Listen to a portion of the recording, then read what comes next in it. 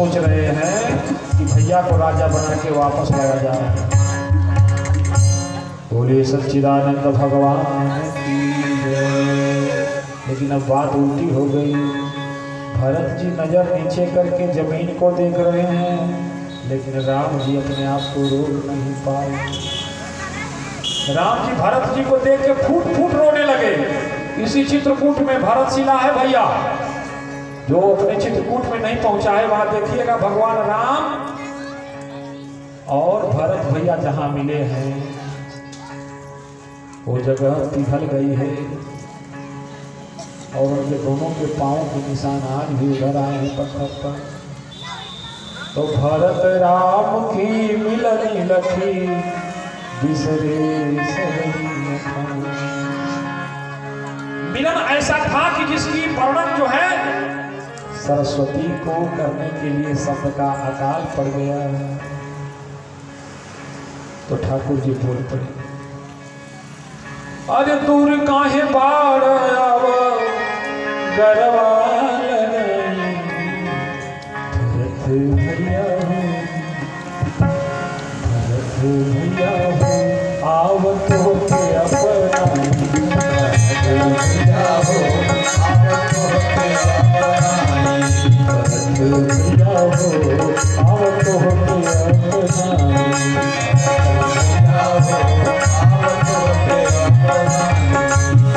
मिले न सहोदर भाई कबहू जगत में, सहोदर भाई कबहू जगत में, भरत जैसा भाई बोला हम कहवा पाए।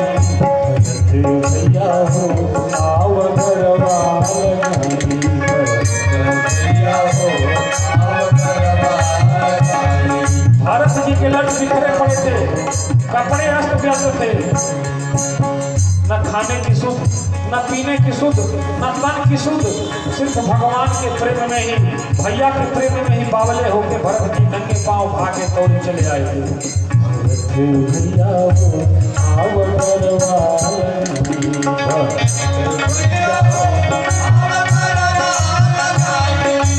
भरत जी की आंखों से अश्रु की धारा चली, राम जी की आंखों से भी अश्रु की धारा चली।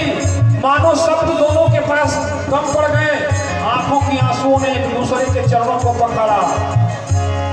भरत भैया हो आव गरवाल गाई, भरत भैया हो आव गरवाल गाई। अरे नैनन के जल से, नैनन के जल से करेगा जोड़वाई। भरत भैया हो आव गरवाल गाई, भरत भैया हो आव गरवाल गाई।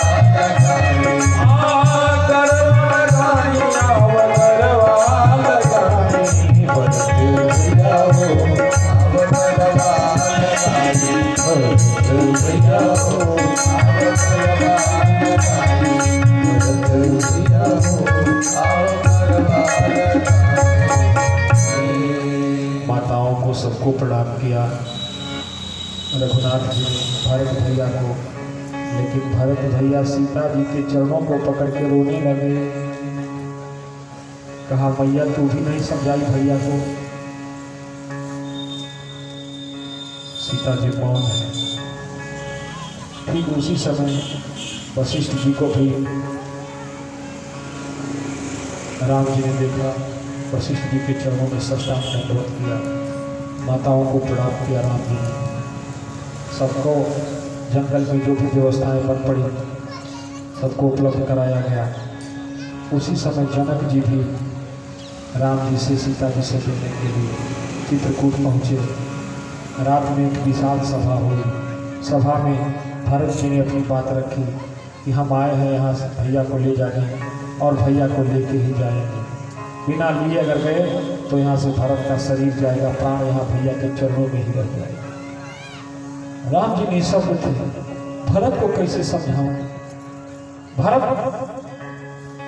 अपने भाव में है, भरत को कुछ समझ में नहीं आ रहा और मेरे पास सामर्थ्य भी नहीं है कि मैं भरत को समझा पाऊं। गुरुदेव भगवान से अर्जी लगाई, गुरु जी आप ही भरत भैया को समझाइए। गुरु जी कहे कि भरत को समझाना हमारे बस का नहीं। राम अगर ब्रह्मा विष्णु और महेश भी साक्षात आज आ जाएं तो भरत के भाव का सामना नहीं कर सकते। भरत के अंदर आज भाव का समंदर उमड़ पड़ा है राम, और सागर अच्छे अच्छे पहाड़ों को, अट्टालिकाओं को भी मटिया मेट कर देता है। इसलिए भारत को मनाना सबके बस की बात नहीं, हमारे बस की बात नहीं। सभी मिल के जनक जी के पास गए, जनक जी से कहा कि आप विदेह कहे जाते हैं, आप ही किसी तरीके से इस समस्या का समाधान निकालिए। जनक जी ने कहा ठीक है, महादेव की कृपा से मेरी जैसी मति गति होगी मैं प्रयास करूँगा कि जो उचित हो वह हो। भरत जी गुरुदेव भगवान के पास पहुँचे, जाकर के भरत जी ने गुरु जी को धमकाया, कहा गुरु जी भैया जाए चाहे ना जाए, लेकिन इतना तो तय है कि अगर भैया नहीं गए गुरु जी तो यहाँ से भारत का प्राण नहीं जाएगा, यहाँ से भारत का शरीर जाएगा, प्राण यहाँ भैया के चलो। गुरु जी भरत जी का सामना नहीं कर पाए, उठ के चले, कहा हाँ भरत ऐसा ही होगा। भरत जी जनक जी के पास गए, कहे पिताजी हम आपको समझाई देते हैं, अगर हम गलत हैं तो कहिए भरत यहाँ से मुंह झुका के सिर झुका के चला जाएगा, लेकिन अगर भरत के मन में कोई खोट नहीं, राम के प्रति हमारे हृदय में कोई अनुराग नहीं, भैया के प्रति हमारे निष्ठा में कोई कमी नहीं, तो आपको कहना पड़ेगा जनक जी कि भरत सही कह रहा है, राम लौट जाओ। सुबह दरबार लगाया गया, जंगल में ही सभा लगी।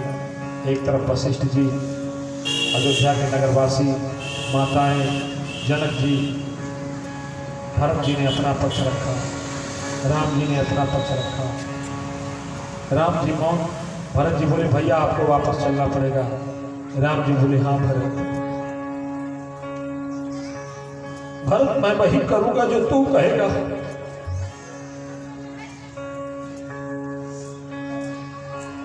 मैं जंगल में भले चला आया हूं भैया, लेकिन मैं करूंगा वही जो तू कहेगा। इसके लिए चाहे कुल की मर्यादा चली जाए, चाहे पिताजी की प्रतिष्ठा पर कलंक लगे, लेकिन सच बात भरत भैया, हम तुम्हारी आंखों में आंसू नहीं देख सकते।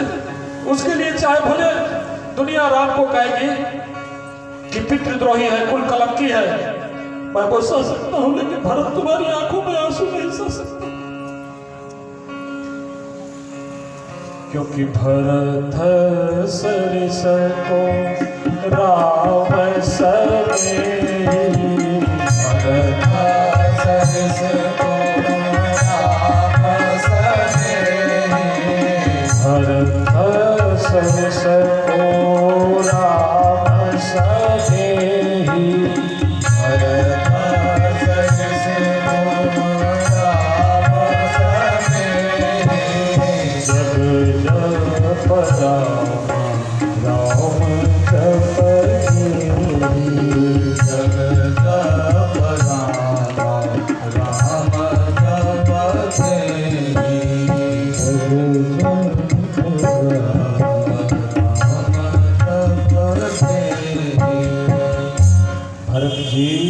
रघुनाथ जी की बातों को सुनते चरणों में गिर पड़े।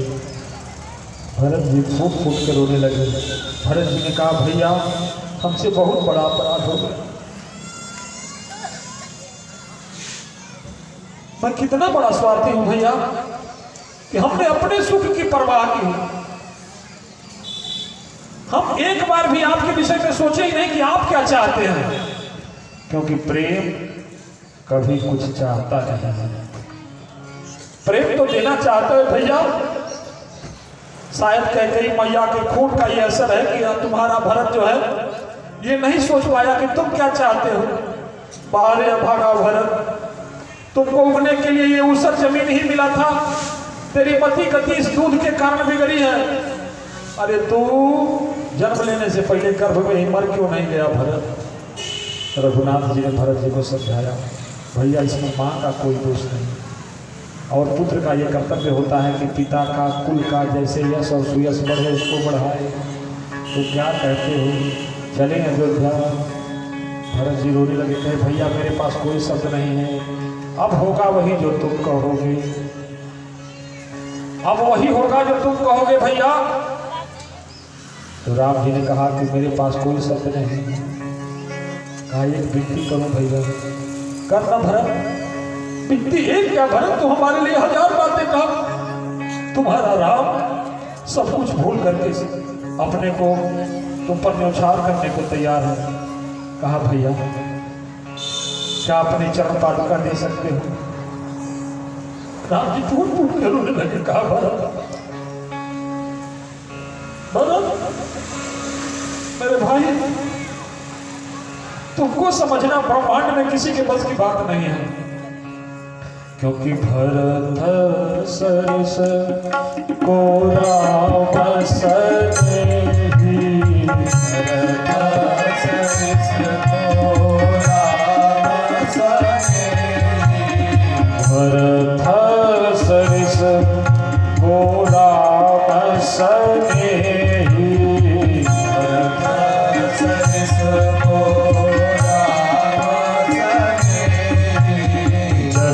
जप राम राम जप जेहि, जप राम जप जेहि। राम जी ने अपनी खड़ाओं भरत भैया को दी और अयोध्या की सुरक्षा की जिम्मेवारी राम जी ने भरत जी को दी। माताओं का आशीर्वाद लेकर राम जी मन में प्रसन्न हुए।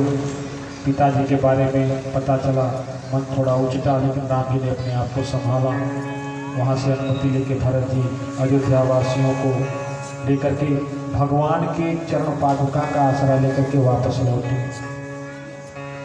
राम भक्त ले चला रे राम की निशानी, राम भक्त ले चला रे राम की निशानी, राम भक्त ले चला रे राम की निशानी, राम भक्त ले चला रे राम की निशानी, राम भक्त ले चला रे राम की निशानी, राम भक्त ले चला रे राम की निशानी।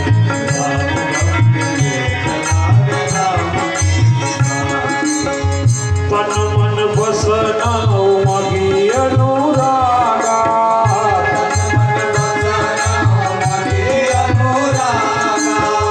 तन मन बसना मगी अनुरागा,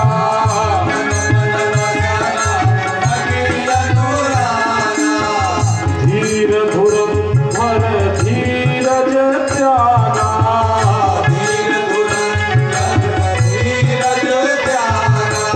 भावना में बह चले मुनि धीर वीर ज्ञानी,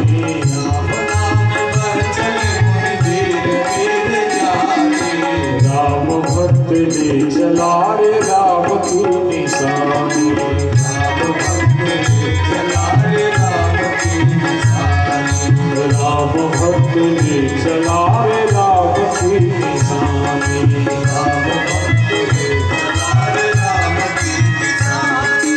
पाँव के खड़ाओं को ले चला रे से,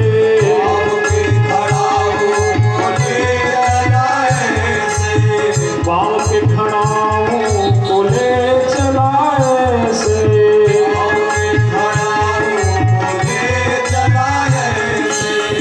राम लखन की सिया संग हो जैसे,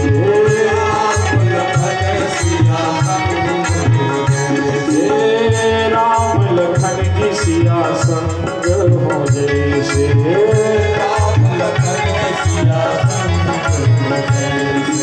अब इनके छाँव में रहेगी राजधानी, अब इनके छाँव में रहेगी राजधानी, राम भक्त ले चला रे राम की निशानी, राम भक्त ले चला रे राम की निशानी। वो सिर पर खड़ाओ अखियों में पानी, शीश पर खड़ाओ अखियों में पानी, राम भक्त ले चला रे राम की निशानी, राम भक्त ले चला रे राम की निशानी।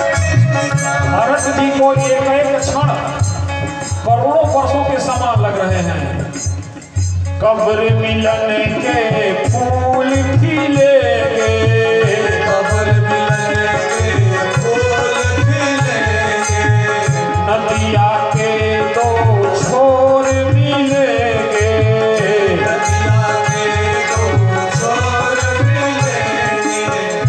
कब्र मिलने के फूल खिलेंगे, कब्र मिलने के फूल खिलेंगे, नदिया के दो छोर मिलेंगे, नदिया के दो छोर मिलेंगे।